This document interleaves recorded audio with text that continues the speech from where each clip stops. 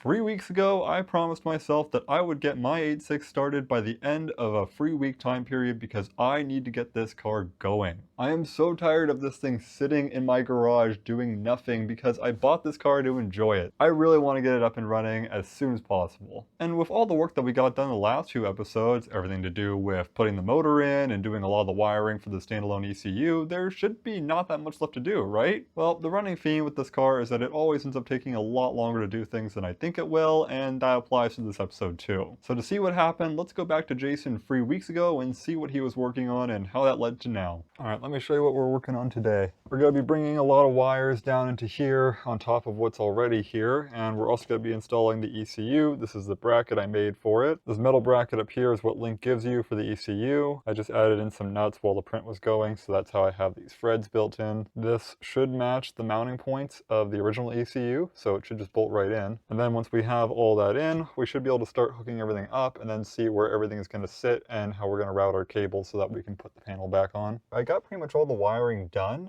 At least on the inside. I still got a lot more to hook up on the outside. I tucked most of my connectors kind of back in that area there. I took the 12-pin connector all the way up in here, if you can see it. The wiring is certainly not perfect, but I've got my main ECU connector going in there, and I have my USB cable coming out here, so I can plug in later for when I get this all hooked up. The only downside to this setup is that my relays here are a little bit buried, and my fuses are even more buried. They're somewhere back in there. I don't even really know where. There's only 2 of them, and that's not all the fuses for the car. It's just 2 main fuses for this harness. I don't know where I'm going to route my tuning cable for the ECU, but it seems like in general, all this wiring will fit underneath this trim panel. It's a little hard to do one-handed, but I have tested this out already, and it seems like everything will tuck up nice and neatly underneath that panel. Hopefully the glove box still fits with the ECU in here. Don't know, but we'll find out. There's still a bit more wiring to do on this side. I got to make some connections between the old harness and the new. I got to run some power and ground leads over to where they need to go on the battery side, and I still haven't done my CAN bus wiring, or at least haven't finished it yet. I did get the rubber grommet in here for the ECU, a little bit of WD-40 that wasn't too hard. There is kind of an order of operations to all this, so I'm just going to get to working on it and figure out as much as I can, and I'll come back when I've actually got a lot more of this loomed up and looking pretty. Alright, we're looking a lot better on the wiring side now. I've kind of just cleaned everything up a lot more here and tucked all the wires in some nice sheathing. This guy coming off of here that I'm probably gonna zip tie over here is actually my CAN bus, so down in the end of this strip here is my terminating resistor. Do I need a CAN bus this long? No, but if I ever do anything in the future, it's there. This is the only part of my CAN bus that I actually need, just this little connector here that'll go to the CAN lambda unit on the back of this bracket here. I also have all these power and ground wires coming out that I need to run both to ground, which is going to go on that little screw down in there, and power is just going to run right up to here since it's all fused already, so I don't need to worry about fusing it out here. This whole bit is going to be sloppy for now, but we're not going to do anything about it yet because we just kind of want to get all this running first and just prove that it works. I'm already spending enough time cleaning up areas like this, but I think this whole area needs to be gone through and cleaned up in the first place. There's just a lot of shit happening here. We'll clean all this up later. While we're talking about things we're going to do later, the entire dash is going to need to get pulled at some point. My heater and AC system has never really worked in this car, and I don't know why, but we did find some weird things last episode, like these 2 screw holes here are supposed to have a sort of valve for the heater hose coming off of it, and instead I just found that I have this sort of weird, I don't know, maybe hardware store manual valve. Point being, things like the whole heater system and AC need to be figured out to see what's not working there, because I don't think I've ever had heat or AC. I just get fresh air from outside. I don't even think the fans necessarily work, but don't quote me on that. Speaking of things that don't work, we also do have power mirrors on this car on both sides, and neither of them work. I did test the leads for this motor, and the whole power mirror still works. In fact, I'm pretty sure both sides do. I just haven't tested the side over there. Coming over to the passenger side, there's only one wiring harness that comes through the door here. I mean, there's no power locking system or power windows, so there's nothing else that wiring harness would be for except for this. And if you follow that wiring there, all you find is this plug here that goes to nowhere. There's no connector in here for that plug. So I don't know what happened here, if they just swapped in the parts or if they tore out this entire harness. I don't know what's going on here. I know it's all been messed with. My clock has also never worked. I know the power's off right now, but this has never lit up under any circumstances. I've checked all the fuses, nothing seems to be wrong there. My point in bringing all this up is that there's plenty of things left to be done in the car. The clock, the power mirrors, the HVAC, everything in there needs to be redone anyways, and the whole dash is probably going to come out at some point, but we're not there yet, and we might as well just get the engine running first and do our whole ECU management stuff, because I don't even really know how to do this. This is all the first time for me. So I did a little bit more work since the last time all this was on camera. I just started tying things up a little bit more nicely back in there. Still more work to be done over there, but I started plugging in what I can on the harness just to see where everything's going to route to and how it's going to fit. And then I started discovering a few problems. Now, I know it's hard to see back in there, but the green plug is my ECU temperature plug. In other words, it tells the ECU how hot the engine is. And then the other one there that has a single prong coming off of it is for the dash. So in other words, it tells me how hot the engine is in here. However, the connectors on my harness do not match up with those plugs whatsoever. Well, I found out the reason they don't fit is because the plugs are made for the blacktop sensors. These connectors have some different plugs on them since they're from, I think, 10 or 15 years later from Toyota. I don't know if the resistive values on these are different, but I'm assuming that if this harness and ECU was set up for a blacktop engine and had those plugs on it, then I'm probably supposed to be using these sensors in the first place. In other words, the old sensors that are on there, or rather sending units, aren't off of this engine originally. They're off of the original 16 valve. This is obviously not the original motor for this car, but it did have those old temperature sensors swapped in because the old harness still had those connectors. I know this ECU temperature sensor should work just fine because the ECU is probably tuned or set up accordingly for it. As for this one though, the resistive values for it aren't really a programmed thing as much as they're just built into the analog features of this gauge cluster. So if this sends off different values than the one that's already in there, then it won't read correctly, and I don't really have a fix for that. I gotta take off that piece on the back of the head and try to change those out. Good thing I did that before I filled anything with coolant, because then it'd be a real pain to do that. Early on in that free week, I was mostly focused on doing electrical and wiring work, since that's where the bulk of the work left to do was. None of this was particularly hard work, but it was time-consuming work. I spent plenty of hours out here at night in my garage. We've had some pretty bad weather the entirety of the last 3 weeks, so it has been a little bit of a challenge to film in here. I've had my garage door closed pretty much the entire time because it's either been windy and rainy, or windy, rainy, and above all else, cold. But eventually I did move on from wiring to do things like cleaning out my radiator. In an attempt to clean out my old radiator, I've got a filter attached to my garden hose. I don't know how well this is going to go, but we're just going to try it out. I'm probably going to be replacing this radiator at some point anyways. This is just to get the worst out of it. I don't think Toyota antifreeze is supposed to be green. They probably used the wrong stuff in this car. I actually haven't opened the bottle yet, so I don't know. That's looking a lot better. Look at how thin this radiator is. This is like a little pancake. Ah yes, water the radiator. I don't know how well you can see that, but there's not a lot of debris in here. I guess my water's a lot cleaner than I thought it was. Alright, so we got another problem. Here's my old sensors, and here is what they go into. I've got a plug on this end now since I don't need that brown temperature sensor, since that was for the cold start injection. This is my new ECU engine coolant temperature sensor. You can see we got ECU and dash. Then this is the new dash sensor, and as you can probably see here, yeah, that no fit. I mean, even the hex is smaller than the threads that it's supposed to go into. There's probably some adapter for that. I'm not going to do that. I'm just going to use my original sensor. At least this way I know the resistive values are correct for what's in that dash. Also, I bought these generic radiator hoses off Amazon. Couldn't really find OEM replacements, so I figured I might as well just go with the cheap silicone ones that everyone's selling. Well, these ones are definitely cheap because the hose clamps for them don't even really fit. I mean, they just barely fit, but not really, so we're going to need to go down to the hardware store and buy some new ones of those. And I installed my fan, but then I completely forgot about the fact that the trigger wheel is still behind it. I haven't tightened down those screws, and there's a bit of play, or intentional amount of play. I don't know exactly where along that slot I'm supposed to put this, or if I'm supposed to take one tooth out, or what. What I'm trying to say is, I don't know what I'm doing with this part yet. Now, as for those plugs that didn't match up, well, I'm just going to have to cut a few of them. I know this harness looks really pretty.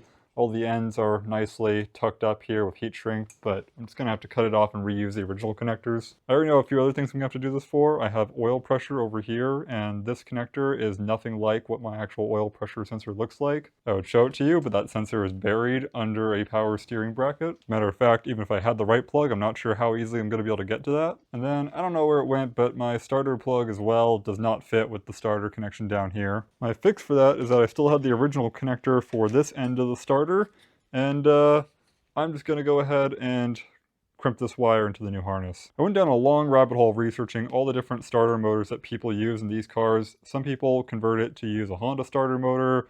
There's a really good one out of the AE92 that doesn't fit on the blacktop, unfortunately. I know what a lot of the options are now, but I also know that this one worked before and it fit.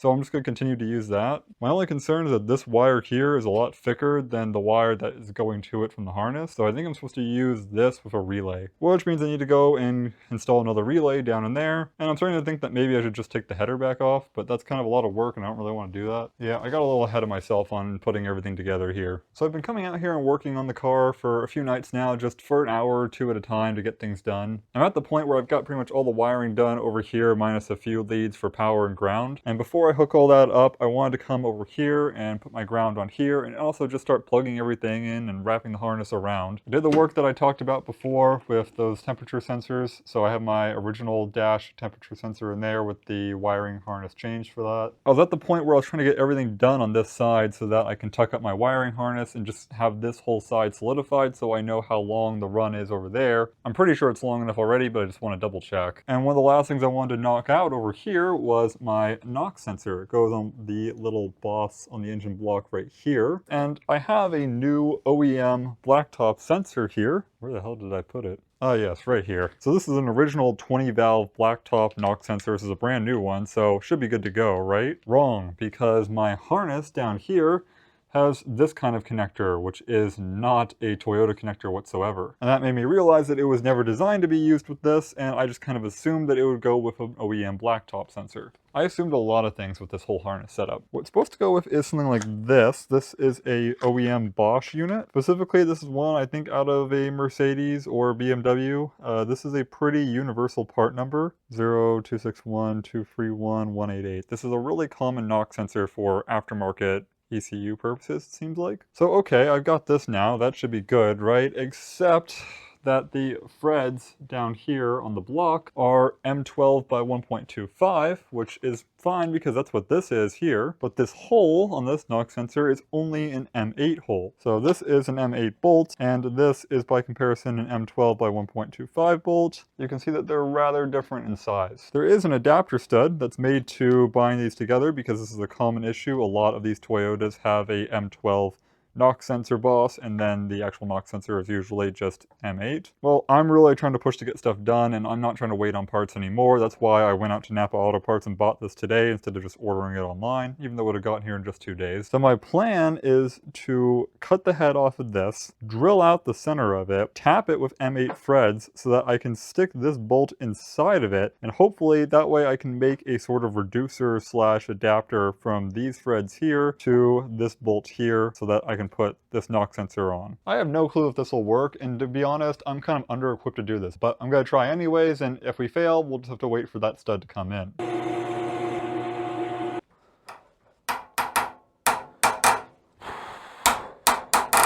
feel like these aren't the sounds that tap and die is supposed to make.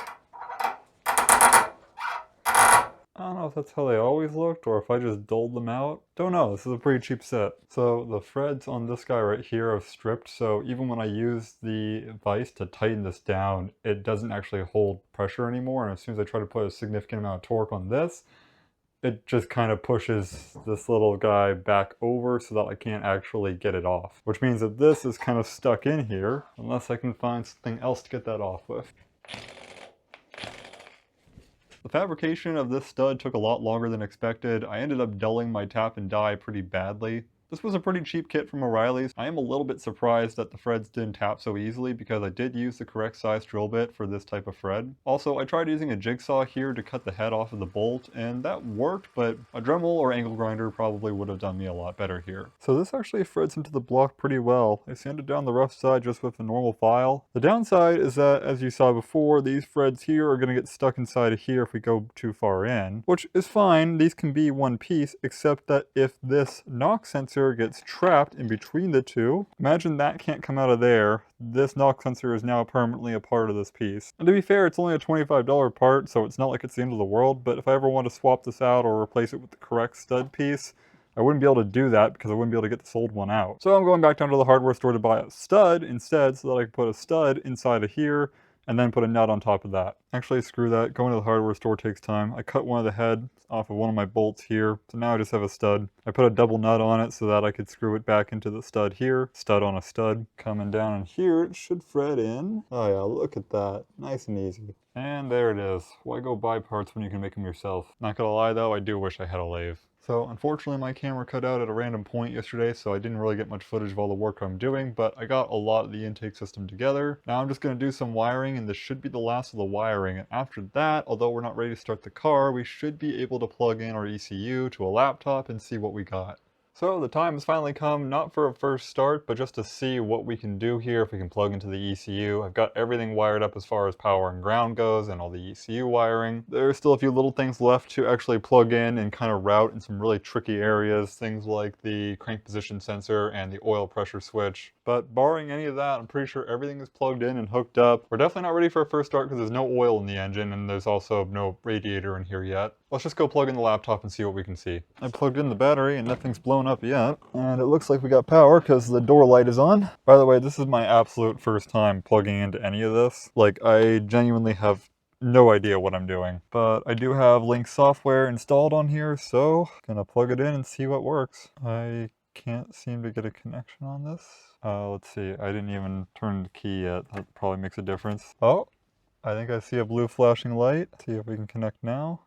Oh, ECU is disabled, contact your ECU. Alright, I'm a little overwhelmed with everything on here, so I'm gonna go watch a video or two and maybe come back. So here's what happened. I needed an ECU unlock code from the person that I bought my Link ECU from, which was MRP in this case. I reached out to them real quick and they got me that ECU unlock code pretty quickly. It's tied to your ECU serial number. After I got into my ECU, I started playing around with all the settings and realized that I didn't really have a base map, or at least not one specific to this motor in particular. So I reached out to MRP again, and he got me a base map which was included with this whole setup in the first place. So thank you to Barry Manet from MRP for getting me hooked up with all that. So now I'm at the point where I've got a base map loaded up here, and I haven't really done anything with it. I've got a few things left to configure. Like, I can tell my trigger wheel is not hooked up correctly because this is the 24 tooth trigger wheel in here, and I have a 36 tooth trigger wheel in my car, and I don't really know where my top dead center mark would be for that trigger wheel. I've got a lot left to figure out on this whole setup. A few other errors that I've got to fix on here. I realized when I was looking through the help menu that the auxiliary outputs are not a positive power switch. They are a switch to ground. So essentially, I have my tachometer wired in where there's no power being supplied to it right now. And then I've also realized that when I come over here and I turn the key, we get power to everything. We can access the ECU, that's all great. We've got ignition source hooked up for this correctly, which is wonderful. But normally when I turn the key in this car, I would hear the fuel pump come on. And I realized that aux free here is set aside for the fuel pump.